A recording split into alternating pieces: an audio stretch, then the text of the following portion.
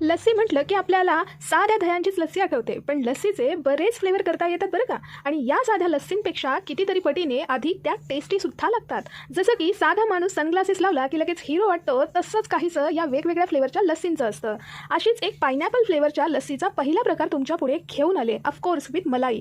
बरं, ही उपवासात पण चालते बरं का. चला तर करूया सुरुवात रेसिपीला. सगळ्यात आधी मलाई करून घेऊ. त्यासाठी मी पायनॅपल क्रश, गार म्हशीचं दूध आणि एक पसरट डबा घेतलेला आहे. दुधावरची साय काढून पसरट डब्यामध्ये ठेवायची आणि त्यात असलेले एक्स्ट्राचे दूध पुन्हा दुधाच्या पातेल्यात ओतायचं.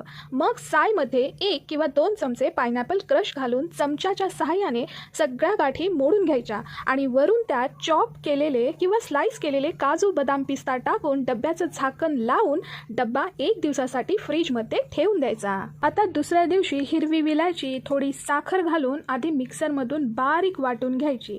मग त्यामध्ये दही आणि थोडं अर्धा कप दूध, अर्धा कप गार पाणी, पायनॅपल क्रश घालून गरकण मिक्सरमधून फिरवून घ्यायचं.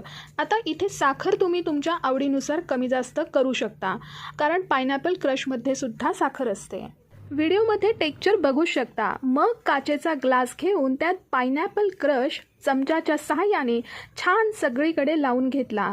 आता या क्रशवर चॉप केलेले काजू, बदाम, पिस्त्यांचे काप लावून घेतले अगदी सगळीकडे. बघू शकता, म्हणजे दिसायला आणि प्यायला भारी वाटतं ना हो.